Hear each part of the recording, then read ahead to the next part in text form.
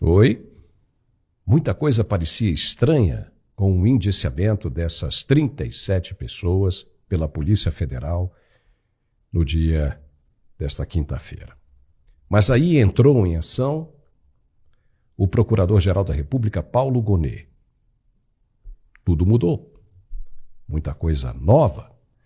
E você vai entender o que representa isso no programa de hoje. Vamos abordar com profundidade essa questão. Saída para a sobrevivência de uma única vez. Por isso, o que se faz agora é agir com sensatez. Não há espaço para se pensar em outra coisa que não seja o que está para chegar. Quanto tempo levaram para concluir o que concluíram agora, depois de tanto tempo? Na política, assim como no direito, e mais especificamente no judiciário, se guarda o que tem de valioso para um aproveitamento futuro. Os caras estão muito perto uns dos outros, dependem uns dos outros para conseguirem alcançar os seus objetivos. E com isso vão moldando pouco a pouco as manobras com o intuito de conseguir o que querem. Sempre foi assim e ainda mais agora nos nossos tempos atuais. Se fosse para acabar com Bolsonaro, já tinham conseguido há muito tempo lá atrás. Se não, vejamos. Hoje enxergam coisas que claramente não são condizentes com a realidade ou até mesmo com o devido processo legal. Então, se podem fazer e interpretar tudo como interpretam hoje, qual a diferença de ter feito o mesmo lá atrás? Por qual razão não fizeram quando tinham mais elementos do que têm hoje? Veja, uma prisão preventiva, por exemplo, estaria mais próxima do fato ocorrido naquela época do que está hoje, o que prejudica o processo legal. Ou seja, uma preventiva tem de ser contemporânea ao crime cometido. Hoje se referem a um ato ilícito de cerca de 2 anos. Não pode, pelo devido processo legal, mas pode quando se vislumbra uma moeda de troca, uma possibilidade de negociação. Entendeu as regras deste jogo? Vamos explicar o que identificamos ao analisarmos as entrelinhas deste tabuleiro de xadrez. Para que colocar Bolsonaro atrás das grades agora e piorar toda a situação se ele pode ser extremamente útil depois? Sim, bastante útil. Todos sabem que começarão perdendo os vistos de entrada nos Estados Unidos. Isso apenas para começar, o que já é ruim demais, devido à repercussão que o fato terá na comunidade internacional. E não adianta dizer que ninguém vai ficar sabendo e que a diplomacia trata de assuntos como esse com sigilo e que os interessados só saberão quando forem barrados na imigração americana e coisa e tal. Bobagem. Nada disso. Quando os vistos forem cancelados, a primeira coisa que farão questão de fazer é informar a imprensa justamente para causar o efeito borboleta, ou seja, de consequências. Vai ser a primeira coisa que irá vazar, pode ter certeza disso. E a partir daí a pressão só vai aumentar, ao ponto de não ser mais suportável pelas autoridades em questão. Só que quando chegar a esse ponto, não vai haver mais remédio, não vai haver mais possibilidades de negociação, vai ser tarde demais, ou seja, a casa vai cair, vai ruir, vai colapsar.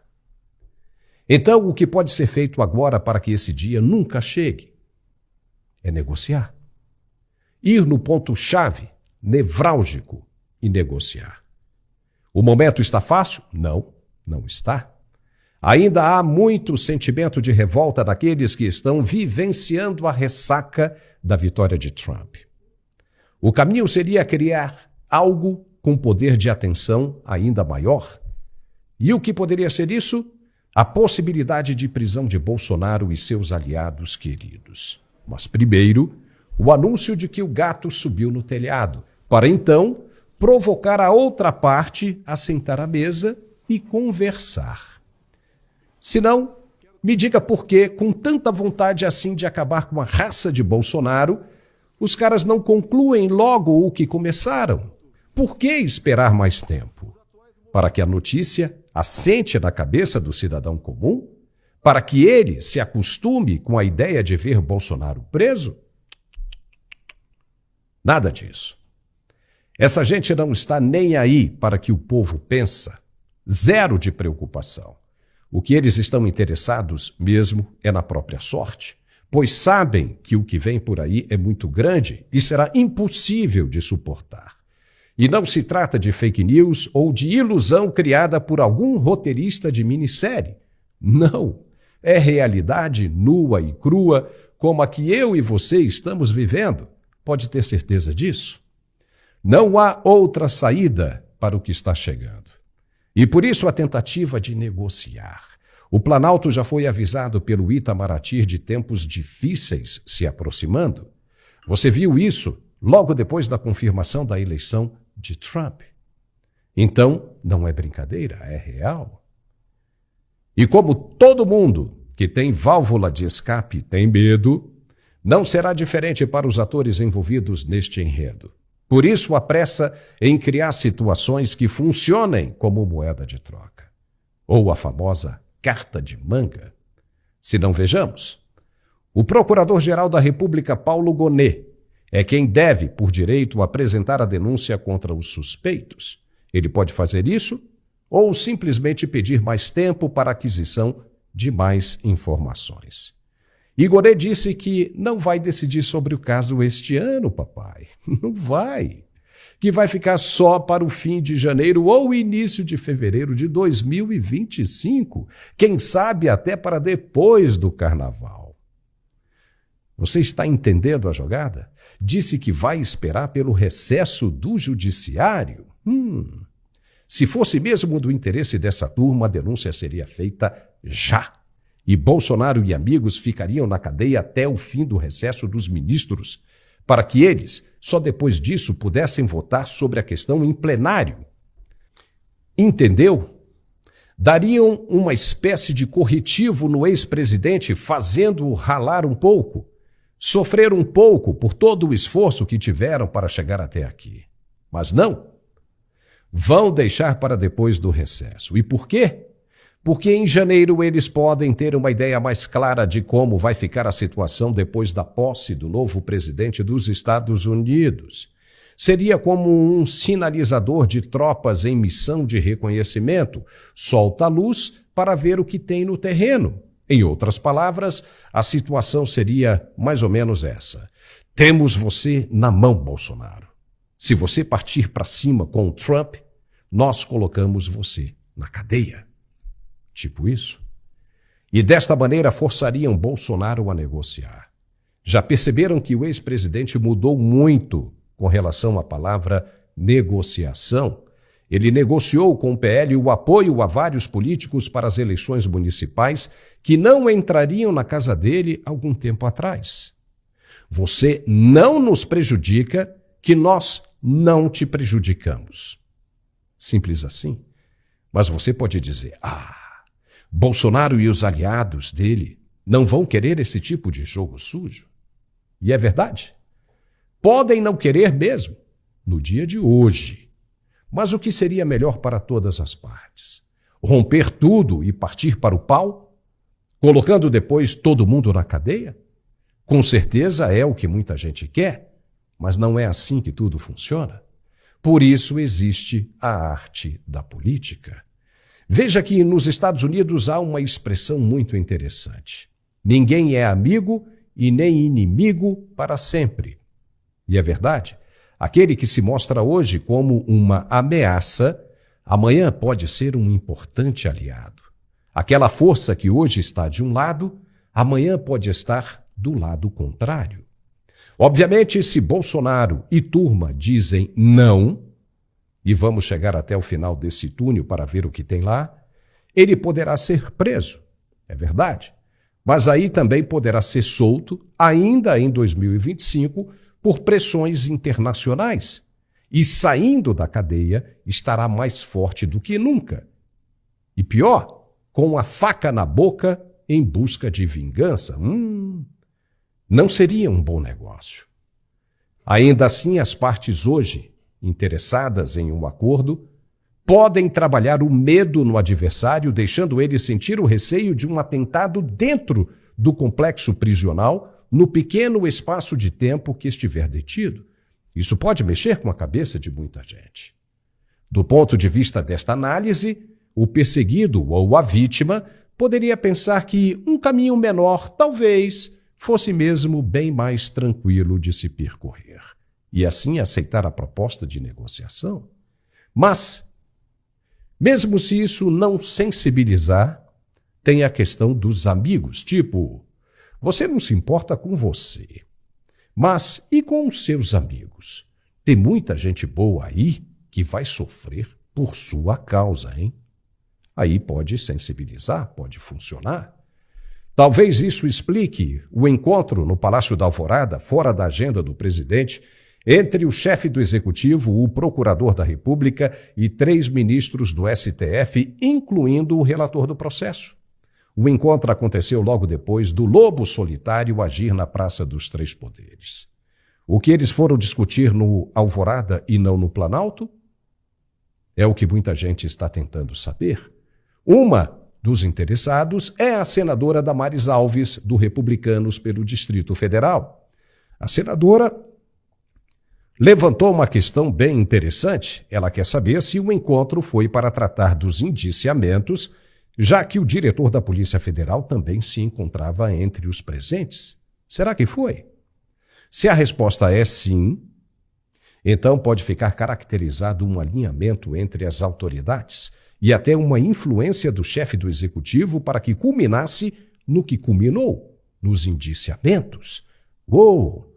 Isso é muito grave, porque denota a formação de um grupo específico para a elaboração de estratégias nas quais não deviam interagir entre membros de poderes distintos. Para a senadora, é importante esclarecer se houve um aparelhamento do Estado brasileiro. Se sim, é ilícito, é irregular, é crime, e tudo deve ser desconsiderado, anulado. Mas quem vai agir? Entendeu a complexidade? Os caras batem o martelo e dizem que vai ser assim e acabou. Quem vai ter peito para encarar? Quem? Até hoje não existe ninguém no Brasil que nós saibamos. Só quem pode agir é uma força maior, e ela, por incrível que pareça, já foi identificada. Então já tem gente em Brasília compartilhando do mesmo pensamento, de que o encontro teria sido para se chegar ao esboço de um acordo de negociação, já que o representante da Procuradoria da República também estava presente, entendeu? Portanto, ao que tudo indica, Bolsonaro não será preso, como muita gente pensa e quer. Não vai, porque isso não interessa quem hoje tem o poder de fazer valer o que estão alardeando por aí. Não interessa. Porque se o fizerem, será a prova da mais falta de habilidade que alguém já teve na República Brasileira. Como não são tão desprovidos de inteligência assim, desperdiçar uma oportunidade como essa pode representar a extinção da própria existência.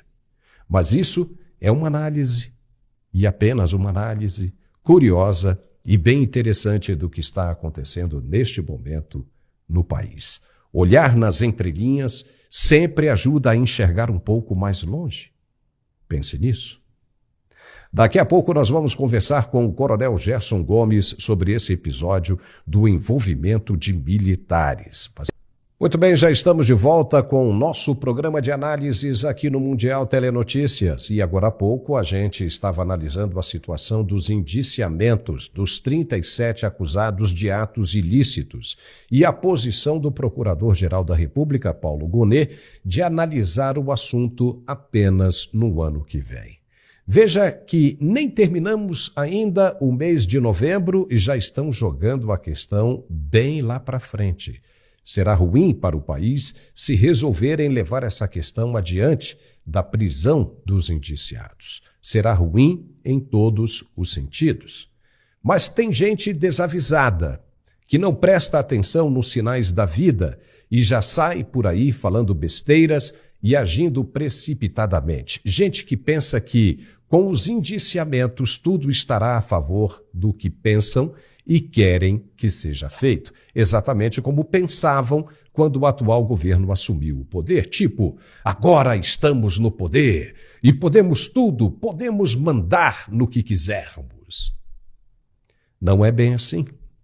A deputada Érica Hilton, do PSOL de São Paulo, por exemplo, já entrou com um pedido de cassação do mandato de um deputado que até agora não tem absolutamente nada a ver com o que está acontecendo. Inclusive, o nome dele nem foi citado nos relatórios da Polícia Federal. Trata-se do deputado general Pazuello. Mário Fernandes, o general, que este sim foi indiciado, esteve lotado no gabinete do deputado por algum tempo. Mas isso não quer dizer que o deputado também esteja envolvido. Se fosse assim, o nome dele teria sido citado, indiciado, mas não foi. Pazuello, aliás, soltou uma nota de esclarecimento tão logo o nome de Mário Fernandes apareceu na mídia. Ele disse o seguinte através de sua assessoria de imprensa, abre aspas, o deputado federal, general Pazuello, esclarece que o general Mário Fernandes, mencionado na operação da Polícia Federal realizada na manhã desta terça-feira, trabalhou em seu gabinete como assessor de 28 de março de 2023 a 4 de março de 2024, quando foi identificado seu impedimento para exercer cargo público. Pazuello esclarece ainda que só tomou conhecimento da prisão do general Mário e dos demais oficiais por meio da imprensa na data de hoje. O deputado reafirma sua crença nas instituições do país e na idoneidade do general Mário Fernandes, na certeza de que logo tudo será esclarecido. Fecha aspas. Legal? Está aí. Mas, no requerimento da deputada, o general deveria perder o mandato por ter em seus quadros, mesmo que temporariamente, um suspeito de crime, como foi anunciado. Ou seja, ela já está condenando o suspeito e acusando um deputado que ela mesmo sabe não foi envolvido pela Polícia Federal no caso. Ou seja, ela está se antecipando em uma inquisição, acusando e condenando um homem sem provas, e simplesmente por ele ter dado emprego ao general suspeito. Sim, suspeito, porque só a justiça pode dizer se o indivíduo é culpado ou não. Até ser condenado, ele não passa de um suspeito. Mas a deputada se apressa e quer condenar todo mundo. E o atual patrão do general, como é que fica? Onde ele se encontrava nesses últimos meses? Será que, se é que ele estava trabalhando, também esse patrão deve ser punido por empregar um suspeito? Érica Hilton disse que é inadmissível um sujeito como o general Mário Fernandes integrar o quadro de funcionários do Congresso Nacional. Ela está equivocada? E, pelo jeito, demonstra um ódio sem controle, uma perseguição e preconceito. Logo, ela que luta tanto contra os preconceitos. Talvez estejamos vendo aí um novo conceito de fobia, a militarfobia. Se continuar assim, se a Comissão de Ética acatar essa injustiça, até o senador Mourão, amanhã ou depois, também poderá ser perseguido no Congresso Nacional, porque foi o vice do presidente Bolsonaro. Entendeu esse absurdo? E para falar sobre isso, vamos conversar agora com o coronel Gerson Gomes, diretamente dos Estados Unidos. Gerson, você é um militar.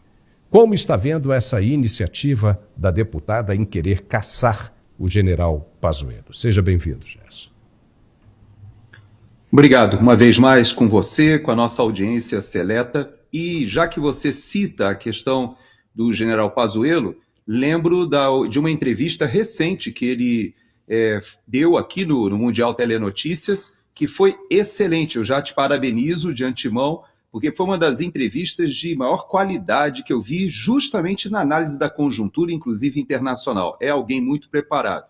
E, de certa maneira, essa militarfobia que você se refere, ela se enquadra dentro de um planejamento que é muito conhecido por parte da esquerda e que entende que as Forças Armadas e algumas instituições elas servem como freios a um planejamento, a uma verdadeira luta pelo poder, ou seja, um projeto de poder, em que instituições mais tradicionais, como a própria família, a igreja e a própria estrutura militar, são consideradas como obstáculos, como freios. Veja que entre os indiciados, que nós vamos tratar daqui a pouco, consta um padre, e que esse padre, por exemplo, remete à situação da Nicarágua, que teve na teologia da libertação no início, o apoio da igreja, lá na Revolução Sandinista, mas hoje a Igreja Católica na Nicarágua é tida como um entrave para a continuidade da revolução marxista que estava em curso e que hoje os ditadores, o casal de ditadores, estão se voltando contra a Igreja Católica. Então, esse exemplo dos militares ou do padre ou da própria obsessão de pessoas como essa parlamentar que representa uma ala da esquerda radical, que foi derrotada aqui nos Estados Unidos esse ano, mas que é uma ala que entende que a família é uma das instituições que também deve ser erodida.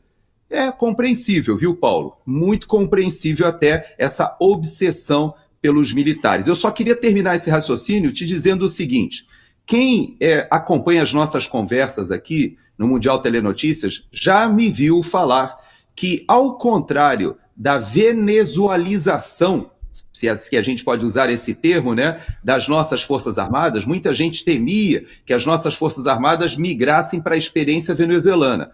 No entanto, o que nós vemos é algo mais parecido com a argentinização das Forças Armadas. Você lembra que eu falei sobre isso e o Milei tem prestigiado muito os seus militares agora, retomando o prestígio e a honra das Forças Armadas que estavam enlameadas. Elas foram jogadas, desmoralizadas, desde a Guerra das Malvinas e a subida ao poder de um grupo muito revanchista. Mais ou menos isso é o que está acontecendo hoje, Paulo. Há uma orquestração de aproveitar esse momento para retirar o estamento militar de qualquer possibilidade de frear esse projeto de poder. E é no meio dessa situação que nós nos encontramos hoje, Paulo.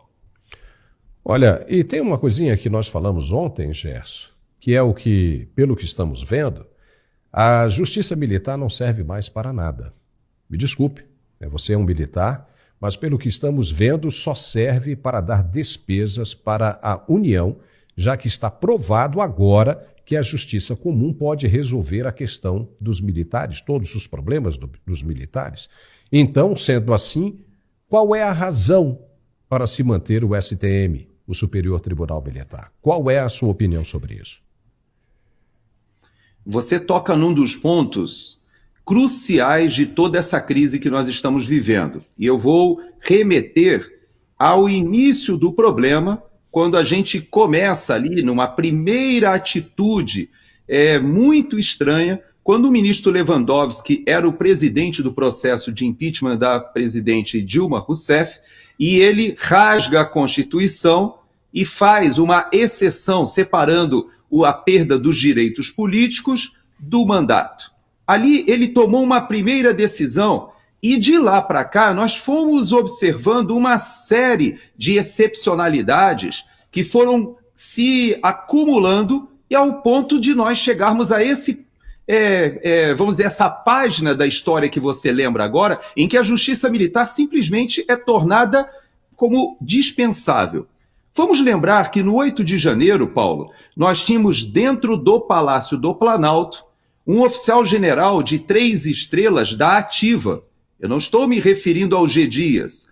O G. Dias, na hierarquia militar, se ele estava presente com outro general de divisão, já que ambos eram generais de divisão, e ele na reserva e um outro militar da ativa, para efeito da justiça militar, o maior presente em hierarquia seria o general Penteado. O general Penteado, ele foi à CPI do Distrito Federal e falou que houve negligência do general Gonçalves Dias. E aí eu lhe pergunto, Paulo, houve um inquérito policial militar do que aconteceu dentro do Palácio do Planalto? Veja que as pessoas já sabem das imagens hoje que estão nas redes sociais que mostram os manifestantes entrando no Palácio do Planalto a partir das 3 horas da tarde e até antes. Ali está registrado o horário. Nesse horário, Paulo, aqueles que saíram do acampamento escoltados pela Polícia Militar ainda estavam se deslocando com o bandeirão, cantando Lula ladrão, seu lugar é na prisão, cantando a nossa bandeira jamais será vermelha, e eles caminhando, mas já havia gente dentro do Palácio do Planalto. Paulo, você sabe que o inquérito policial absorvido ou foi levado para a Polícia Federal e não houve uma conclusão com as imagens ali, porque elas foram levadas para o Supremo Tribunal Federal. Então, naquele momento, Paulo, eu conversei com vários amigos, e você me toca num ponto muito sensível, porque hoje o alto comando do Exército, todos no alto comando do Exército são meus contemporâneos. Alguns até mais modernos, ou seja, foram formados depois de mim, outros da minha turma e alguns um pouco mais antigos. Hoje, obviamente, são todos generais, eu sou um coronel da reserva, mas não tenho como esquecer que nós fomos formados na mesma escola. Nós temos os mesmos valores. Eu vivi 32 anos ao lado desses companheiros. Conheço as famílias de muitos deles. E eu quero dizer, Paulo, é inadmissível o que nós estamos vendo. Militares da ativa sendo presos. Mais ainda, temos o caso do tenente-coronel Cid e tantos outros. Essa postura da Justiça Militar não pode ser atribuída simplesmente à presidência de um ex-piloto do Aerolula. Não pode ser atribuída simplesmente ao fato de que hoje o presidente do Tribunal Superior Militar é alguém ligado a esse grupo lá atrás e que volta ao poder. Como o vice-presidente da República costuma dizer, ou dizia, né, na época da campanha, antes dessa última, se Lula voltasse ao poder, nós teríamos a reedição de um grupo que nós já conhecemos das suas atividades criminosas voltando ao local do crime. Então, Paulo, é muito difícil a situação dos militares hoje no Brasil, porque convivem com essa estrutura que eu poderia até dizer mafiosa, que todos conhecemos. A estrutura foi para o Supremo Tribunal Federal, desfez a Lava Jato, hoje ela consegue estar presente na política e, apesar de tudo isso, como você bem falou, nós temos militares sendo submetidos à guerra política e não sendo julgados nem investigados pela Justiça Militar, que era e deveria ser o fórum adequado. Pois é, a Justiça Militar, pelo que estamos vendo, já está extinta. Já não serve para absolutamente nada, nem mesmo para julgar se um soldado está fumando, né, aquela erva que nem podemos dizer aqui o nome, né, na guarnição. Já não pode mais, né? A PE também já não pode mais sair aí para pegar soldado, né, vagabundando por aí, porque a Justiça Comum já pode fazer isso. Então não há razão para se manter um orçamento tão alto do STM, sendo que a instituição não serve mais para absolutamente nada. A instituição como Forças Armadas, pelo que estamos vendo, Gerson, está caminhando também para a extinção, para o enfraquecimento, porque vão mexer bastante, inclusive na aposentadoria dos militares, não a sua, porque você já tem direito adquirido, mas os próximos poderão perder e perder muito. A família desses militares também poderá perder, as famílias poderão perder muito também. Então é uma situação bem complicada que estamos vendo acontecer. Nós estamos vivendo agora uma época totalmente diferente, muito provavelmente da sua, quando você estava na ativa e defendendo não só o Brasil, mas outras nações, como por exemplo a do Haiti, né? Naquele conflito você estava lá, né, colocando inclusive a sua vida em risco para defender os interesses, né, da ONU, no qual o Brasil é signatário. Mas é uma situação bem complicada. Além disso, o PT pediu, como é que pode isso? Eu quero ver a sua opinião agora a respeito disso. Pediu o arquivamento do PL, do projeto de lei da anistia para sempre. Não quer mais anistia. Isso naturalmente porque está pensando em Bolsonaro e está esquecendo dos outros pobres cidadãos que estão penando por uma coisa que fizeram que não se justifica tanto prejuízo. Qual é a sua opinião sobre isso? Nós temos que colocar em perspectiva o que é a luta e a disputa política dentro de um processo democrático, que realmente não é aquilo de mais nobre, nós sabemos. Essa disputa política em todos os locais, quando existe o poder em disputa, ela enseja muitas e muitas páginas negras que nós gostaríamos de não ver no nosso país. Agora, quando nós temos pessoas inocentes, e não podemos esquecer, hoje houve uma sessão solene na Câmara dos Deputados, que foi por iniciativa até da deputada Bia Kicis, em homenagem, lembrança do Clezão, que morreu e tem hoje, nós temos uma viúva com 2 filhas, fruto dessa disputa política. O Clériston, um empresário de Brasília, microempresário, até 4 horas da tarde ele estava no seu negócio trabalhando. Viu as imagens do que estava acontecendo e falou, eu vou lá participar, eu sou um patriota, se estão se manifestando, eu quero lá também me manifestar. E foi para lá e acabou entrando no Senado e estava orando. Existem imagens dele ajoelhado, orando, do lado da segurança do plenário, inclusive a segurança do plenário disse que estava incólume porque os manifestantes que ali estavam não deixaram ninguém quebrar nada. Dentre eles o Clezão, que foi para a cadeia e morreu, apesar de manifestações da PGR pela sua soltura. Nós temos hoje vários que estão na Argentina passando por grande dificuldade. O governo brasileiro, dentro dessa sanha que você diz persecutória, já fez e já ensejou contatos para que sejam extraditados. Não serão, se Deus quiser, será seguida a justiça lá na Argentina, que submete esses processos e pedidos de extradição a uma análise muito criteriosa em que, em última instância, chega ao presidente da República e não me parece que Milei fará essa desfeita ou essa atitude de virar as costas para os patriotas brasileiros que lá se refugiaram. Na semana que vem, eu vou à Argentina. Eu estarei não somente vendo a questão da inauguração ou da apresentação de uma estrutura da blockchain Cardano, que é um dos assuntos que eu sou um dos entusiastas, mas vou para o CIPEC também, lá na Argentina, assistirei o Milei presente lá. E se eu tiver a oportunidade, eu conversarei com políticos e pessoas ligadas ao governo para entender essa situação. Então, Paulo, essa obsessão de vingança que nós vemos no próprio presidente Lula, quem lembra daquela cerimônia do 1 ano do 8 de janeiro, que estavam ali os 3 comandantes das forças sentadas lá atrás, junto com o ministro da Defesa, todos cabisbaixos, ouvindo Alexandre de Moraes e o próprio Lula dizendo que ali era o momento de punir, de ir atrás, de se vingar. Isso não leva o país para frente, Paulo. Essa desagregação, essa falta de coesão nacional, que é o que nós estamos vendo hoje, é a fórmula, a receita para a desestabilização, tanto política, econômica e, não podemos dizer, psicossocial, que faz com que um país afunde em vez de avançar, Paulo. E o curioso é que o lema dos caras é união e construção, né? E o que a gente vê é justamente uma caçada, né?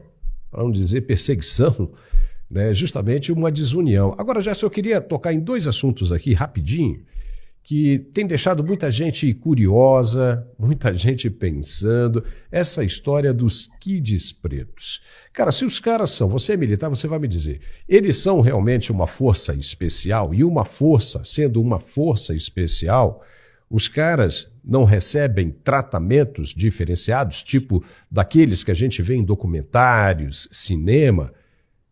E como é que bate em você essa história de que só não aconteceu o chamado golpe ou o atentado porque um dos kids pretos perdeu o táxi? Isso nos parece uma forma de ridicularizar ou até mesmo de denegrir a imagem do grupo, porque fica parecendo realmente o meme que saiu aí nas mídias sociais, né, dos trapalhões, o Dedé, Didi, Mussum e Zacarias ali. Ou seja, é com base nisso que nós Temos que confiar a segurança do país em caso de conflito internacional, em caso de guerra com a Venezuela, por exemplo? Se for com base nisso, o Brasil inteiro está lascado, Gerson.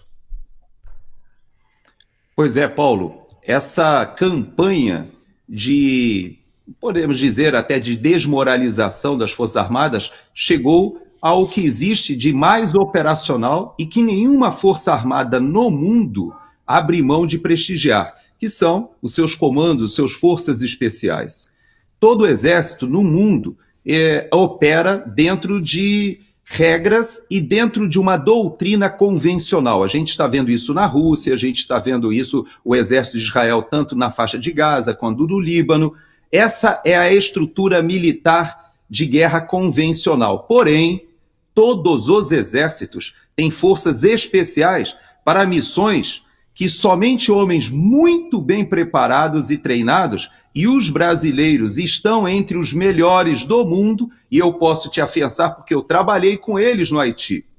Lá, nós tínhamos o que chamávamos de DOPAS. O que era o DOPAS? E o general Heleno, que também está nessa relação, foi o primeiro comandante na época em que o pau cantava. Na época em que chegamos ao Haiti, lá, eu não estava naqueles primeiros contingentes, mas o general Heleno chegou e lá a pacificação foi peace enforcement, ou seja, ela foi imposta uma pacificação. E eu vou te dizer uma coisa, sem a presença das nossas forças especiais, sem a presença dos nossos comandos, sem a presença dos operadores psicológicos, nós não teríamos conseguido pacificar Cité Soleil e todas aquelas áreas. Nós éramos considerados por todas as forças presentes ali das Nações Unidas como referência, e por isso, pela primeira vez na história, uma missão de paz durou mais de 10 anos, sendo que um único país ficou à frente como Force Commander. Aqui, nas Nações Unidas, existe uma tradição, há um rodízio entre os países que são contribuintes com tropa. O Haiti, não. No Haiti, o próprio Haiti exigia e todos os países concordaram que o comandante, o Force Commander, deveria ser um general brasileiro. E os batalhões brasileiros, a companhia de engenharia, o hospital, toda a estrutura que foi colocada pelo Brasil ali, eram considerados no estado da arte. Tudo isso, Paulo, está sendo, de certa maneira, esmaecido por essa campanha, verdadeira campanha que está sendo feita agora de desmoralização. Eu vou te dizer uma coisa, se os forças especiais precisassem realmente tomar uma atitude extrema, nenhum desses atores aí estaria vivo hoje. Mas, na verdade, há um controle, há um comando, há uma liderança. E sabe que nessa lista que foi divulgada hoje, Paulo, está o Paulo Figueiredo, seu xará. O Paulo Figueiredo estava na Jovem Pan comigo na época. E todo mundo lembra dos meus embates. Sabe por quê? Porque o Paulo, ele tinha acesso a muitos militares indignados que diziam, não, agora nós vamos virar a mesa. O Paulo trazia para o programa, olha, tem uma relação aqui de militares que está dizendo que é inadmissível. E eu o tempo todo dizia para ele, não existe a menor chance de haver uma iniciativa das Forças Armadas de chamarem a si o poder discricionário de tomarem um ato de ofício.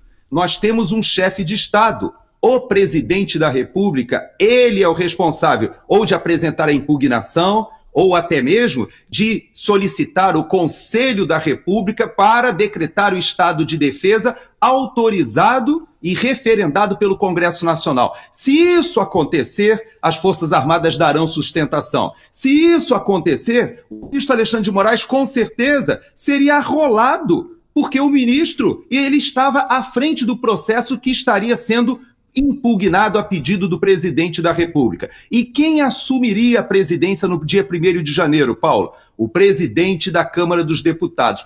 Tudo isso foi analisado por esse grupo que assessorou o presidente. E esse assessoramento hoje é chamado de minuta do golpe. Isso é ridículo, Paulo. Isso é até um assinte, é uma afronta com a nossa inteligência. É nos considerar idiotas. E isso não é verdade. Nós acompanhamos aquele processo e eu posso te dizer, diariamente nós apresentávamos para a população, na época era o programa de maior audiência do país, nós inclusive batíamos a Globo News, batíamos a CNN somadas, e todos os dias nós apresentávamos ali as opções constitucionais. E o presidente Bolsonaro optou, ouvindo todos, inclusive alguns aloprados, com certeza, tinha de tudo ali assessorando o presidente. E ele entendeu que não havia sustentação política para nenhuma atitude naquele momento. O timing havia sido perdido, talvez. Então, Paulo, você tem razão. Há uma orquestração, há um desgaste, mas isso não é fortuito, isso não é casual.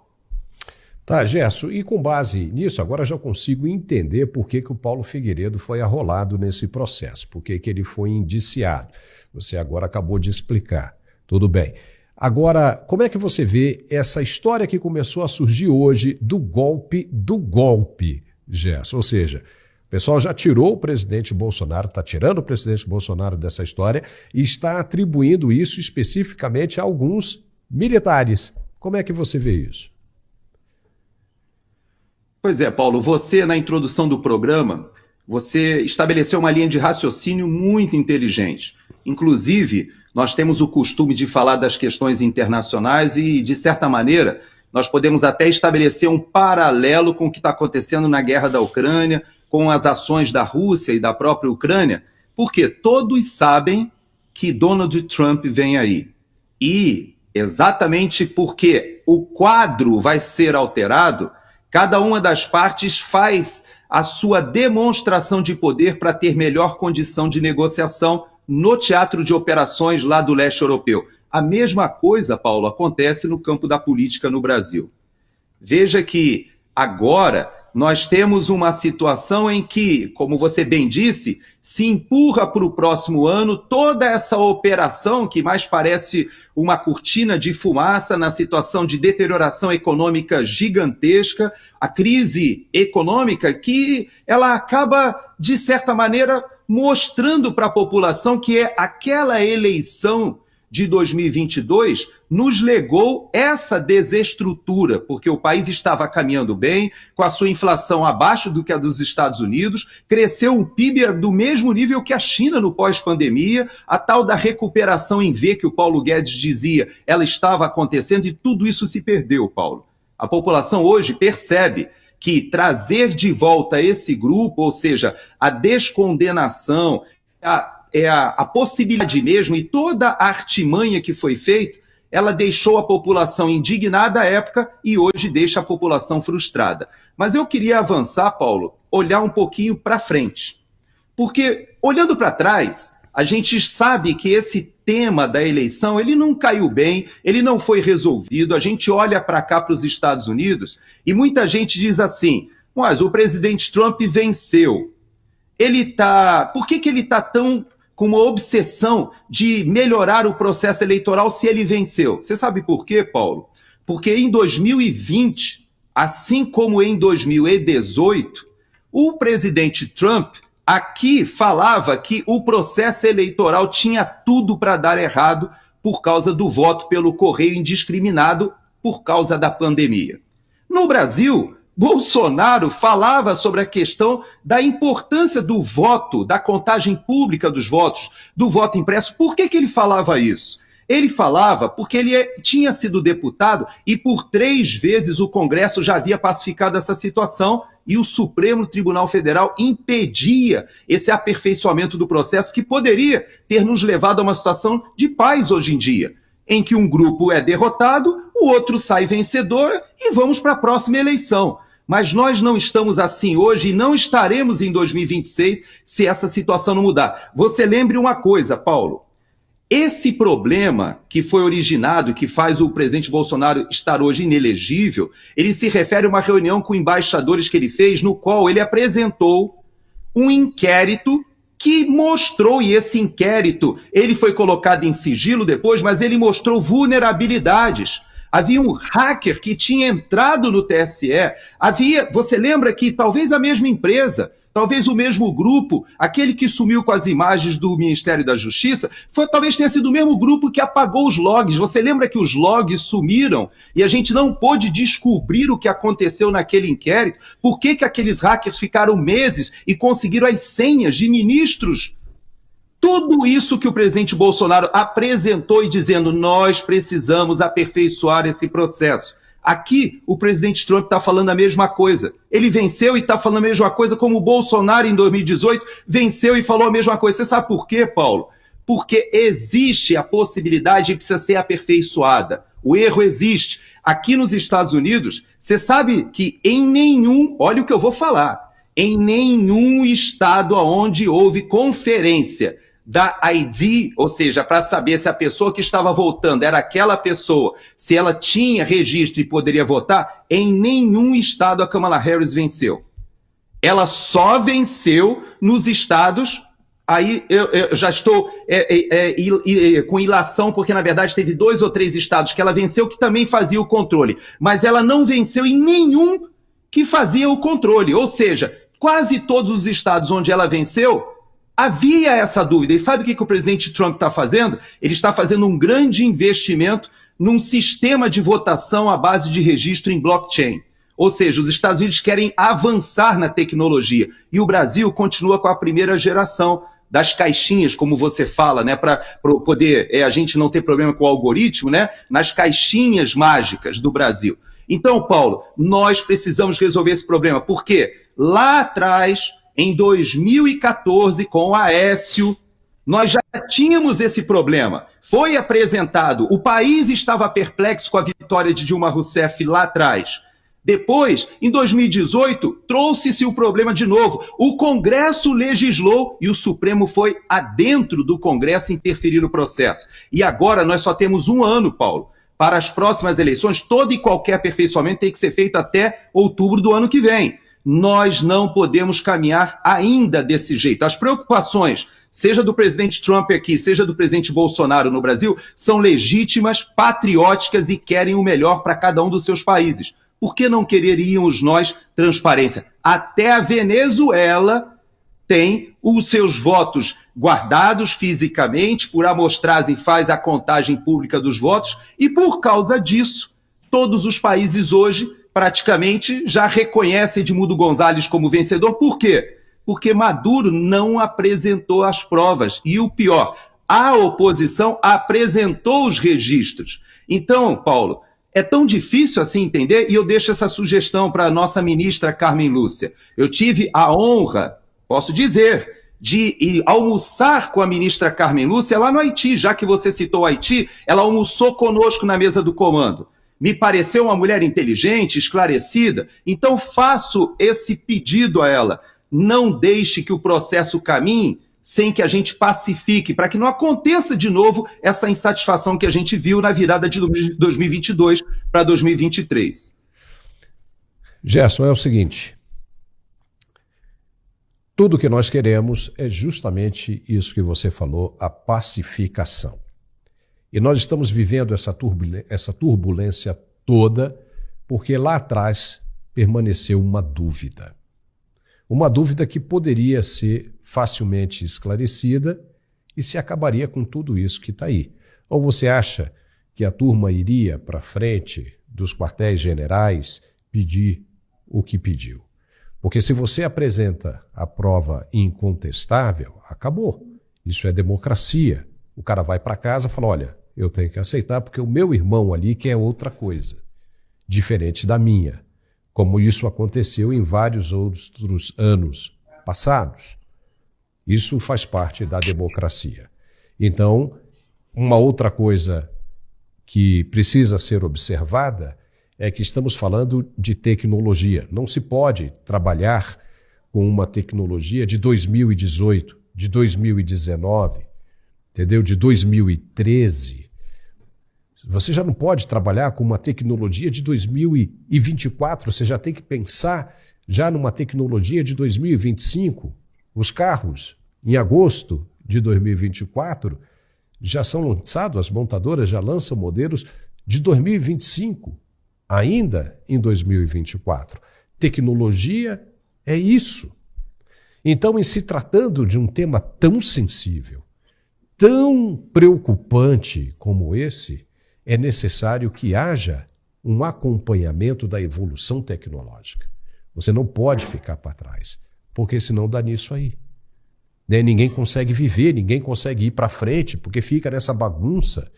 Né? Você liga uma TV, você abre um site, é sempre um chamando o outro de extremo, é a esquerda chamando a direita de extrema-direita, a direita chamando a esquerda de extrema-esquerda, e o pau quebrando. Você vê uma destilação de ódio para tudo quanto é lugar. E o que o brasileiro quer é apenas a pacificação.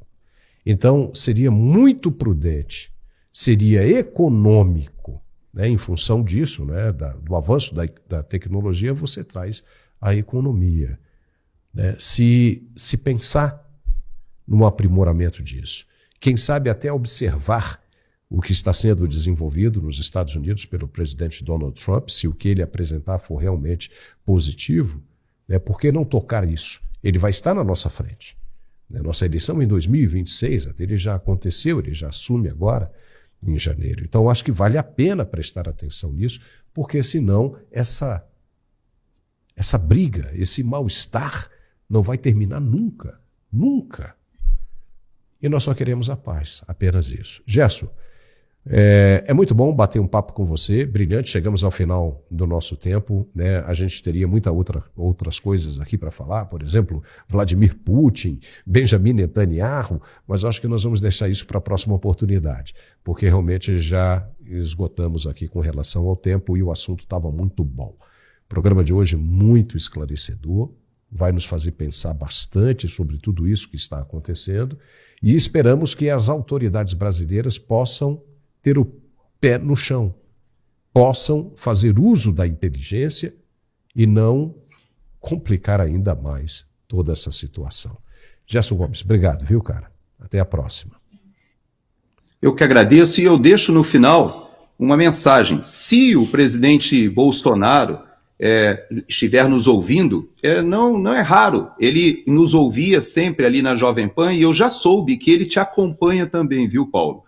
Então, se ele estiver nos ouvindo, eu quero dizer o seguinte, a população, há um grande grupo da população que se viu estimulado com seu espírito patriótico, colocou o verde e amarelo, foi para as ruas, pediu por mudanças, vislumbrou o perigo que estava diante do país com essa situação que agora se confirma. Nós temos hoje um verdadeiro Estado de direito deteriorado, quase que uma juristocracia caminhando o país por uma paraditadura. Tudo isso que as pessoas estavam perplexas e iam para frente das unidades militares solicitando socorro para as Forças Armadas, era um sentimento legítimo. Por quê? Porque as pessoas podem e têm o direito de se manifestar desde que não usem do anonimato.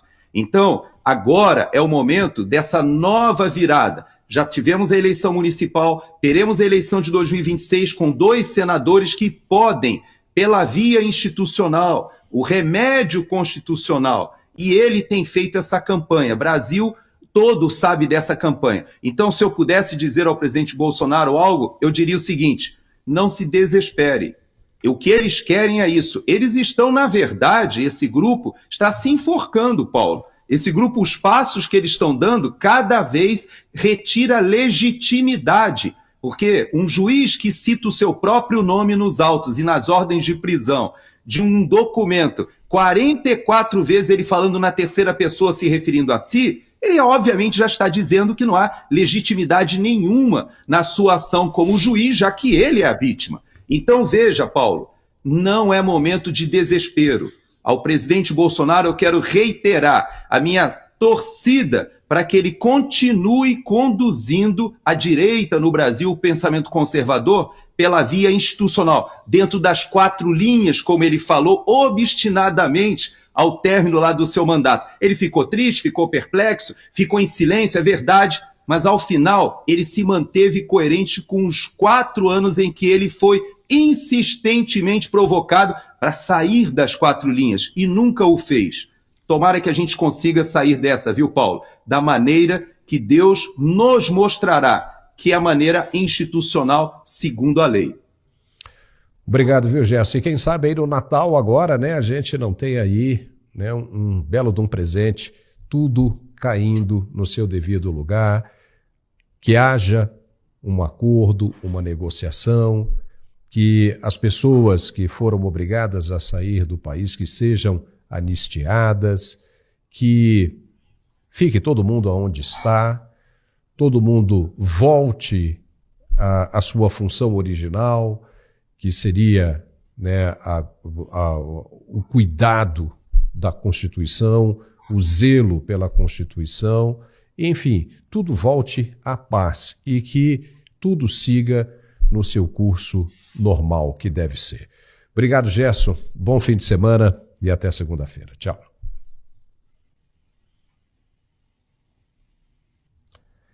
E nós ficamos agora por aqui. Foi um belíssimo programa. Espero que você tenha gostado. Se sim, nos dê um like. Se não, né, não dê um like. E se puder também, se inscreva em nosso canal, porque isso nos ajuda bastante. Um bom fim de semana para você e nos vemos de novo na segunda-feira, se Deus quiser. Um forte abraço, obrigado por tudo e até lá.